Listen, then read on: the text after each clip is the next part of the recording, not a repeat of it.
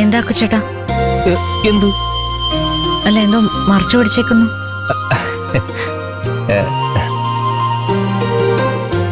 മറച്ചു പിടിച്ചോ?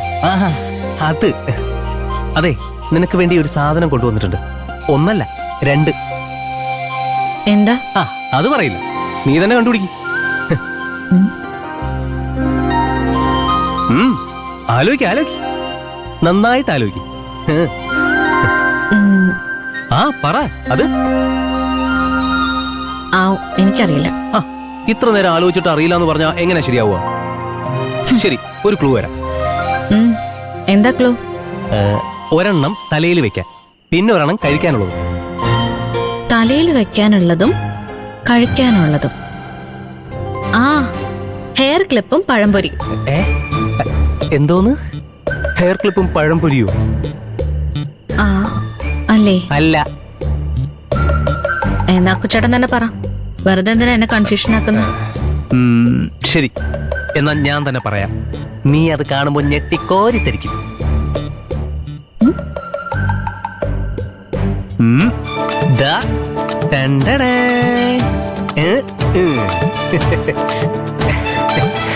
മുല്ലപ്പൂവും സ്വീറ്റ്സ്.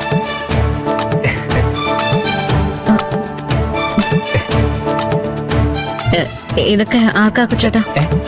നീ എന്താ ചോദിച്ചേ? ഇതൊക്കെ ആർക്കാന്നോ? ഒരു ഭാര്യ ഭർത്താവിനോട് ചോദിക്കുന്ന ചോദ്യമാണോ ഇത്? നിനക്ക് വേണ്ടി വാങ്ങിച്ചതാ ഞാൻ ഇതൊക്കെ, നിനക്ക് വേണ്ടി മാത്രം.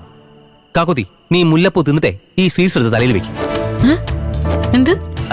അല്ല, പിന്നെ സോറി, അങ്ങനെയല്ല, മാറിപ്പോയി. ഈ മുല്ലപ്പൂ മുടിയിൽ ചൂടിയിട്ട് സ്വീറ്റ്സ് കഴിക്കും.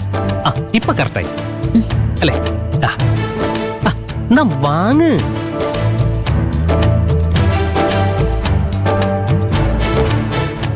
നിനക്ക് വേണ്ടി ഞാൻ സന്തോഷത്തോടെ മുല്ലപ്പൂവും സ്വീറ്റ്സും വാങ്ങി വന്നപ്പോ നീ എന്താ ജവാൻകോട്ടയിലെ സ്റ്റാച്ചു പോലെ നിൽക്കുന്നത്? വാങ്ങിക്ക്.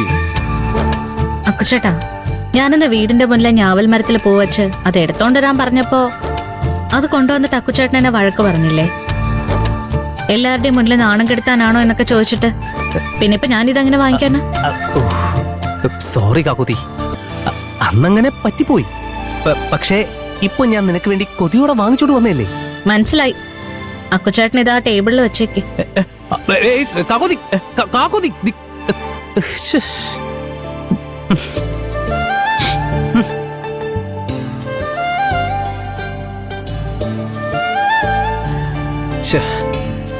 ഗോവിന്ദമാമൻ പറഞ്ഞ പോലെ മുല്ലപ്പൂവും സ്വീറ്റ്സ് ഒക്കെ വാങ്ങി. പക്ഷെ അവൾ ഇങ്ങോട്ട് അടുക്കുന്നില്ലല്ലോ.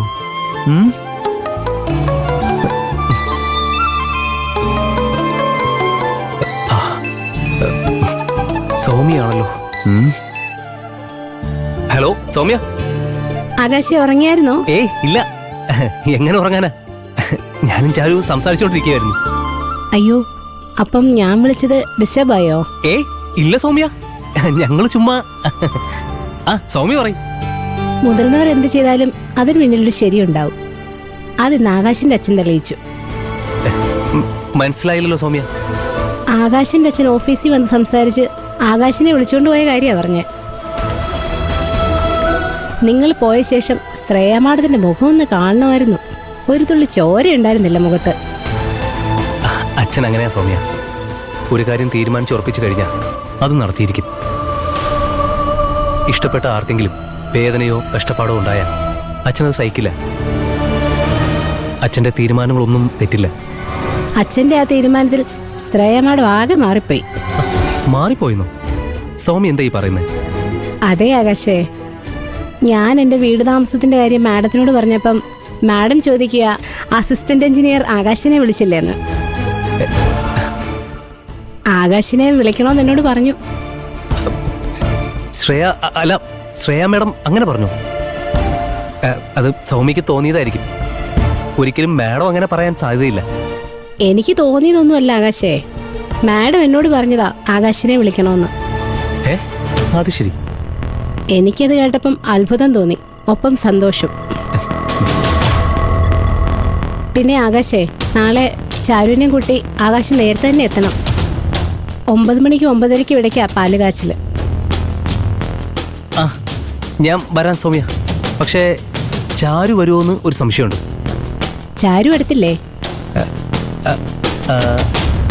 ഇതൊരവസര വിട്ടുകളയരുത് ആകാശേ. ആ ആ ആ അടുത്തുണ്ട്. ഒന്ന് ഫോൺ കൊടുക്കുവോ?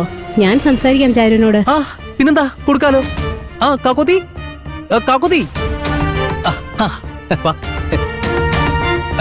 സൗമ്യ നിന്നോട് സംസാരിക്കണമെന്ന്. സംസാരിക്ക സംസാരിക്കേ. ചേച്ചി സുഖായിരിക്കുന്നോ? സുഖമായിരിക്കുന്നു ചാരു. പിന്നെ എനിക്ക് സന്തോഷമാണെങ്കിൽ ചാരു ഒരു കാര്യം കൂടെ ചെയ്യണം. എന്താ ചേച്ചി? നാളെ ഞങ്ങളുടെ പുതിയ വീടിന്റെ ഗൃഹപ്രവേശമാണ് ആലപ്പുഴയിൽ.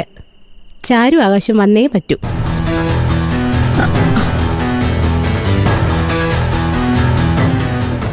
നിങ്ങൾ രണ്ടുപേരും വന്നാൽ എനിക്ക് സന്തോഷമാവും.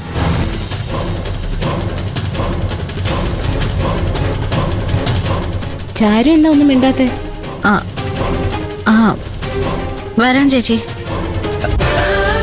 എന്തായാലും വരണം. ഞാൻ നിങ്ങളെ രണ്ടുപേരെ വെയിറ്റ് ചെയ്തിരിക്കും. പറ്റിക്കരുത്, വരണം കേട്ടോ. വരാം ചേച്ചി. ശരി ചാരു, അപ്പം നാളെ കാണാം. ആകാശിനോട് പറഞ്ഞേക്ക്. ആ നമുക്കേ നാളെ രാവിലെ തന്നെ പോവാം. കാലത്തിന് അടുക്കളയിൽ കയറാൻ നിൽക്കണ്ട.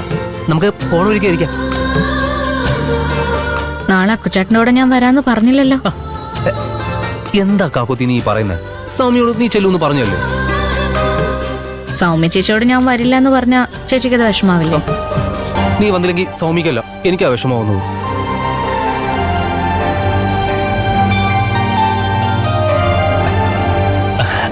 അല്ല, നീ ചെന്നില്ലെങ്കിൽ സൗമ്യക്ക് വിഷമാവൂന്നാ പറഞ്ഞത്. അങ്ങനെയൊന്നും ഉണ്ടാവില്ല.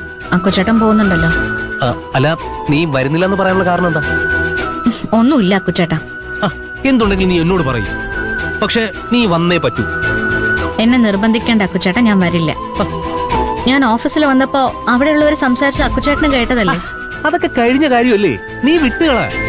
ഇനി ആരെന്ത് സംസാരിച്ചാലും ഞാൻ നോക്കിക്കോളാം. പക്ഷെ നീ വന്നേ പറ്റൂ. ഇല്ല, വരില്ല. നീ വരും. അക്കുച്ചേട്ടൻ ഒരു തവണ പറഞ്ഞാൽ മനസ്സിലാവില്ലേ? ഞാൻ വരുന്നില്ല എന്ന് പറഞ്ഞാൽ വരുന്നില്ല. മാറങ്ങോട്ട്.